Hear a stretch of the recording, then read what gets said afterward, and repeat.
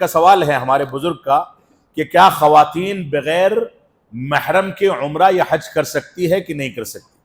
شریعت اسلامیہ ہم کو اس بات کی اجازت نہیں دیتی ہے.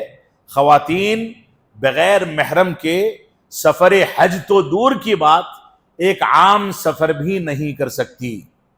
لہذا خواتین کے لیے جائز نہیں کہ وہ حج یا عمرے پر بغیر محرم کے جائیں.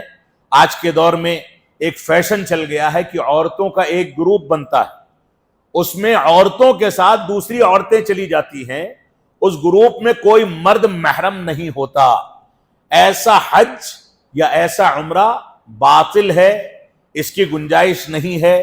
اگر کوئی خاتون ایسا کر رہی ہے تو وہ گناہ کما رہی ہے، اس کو اس سے محفوظ رہنا چاہیے، کیونکہ شریعت اسلامیہ اس بات کی اجازت قطعاً نہیں دیتی ہے.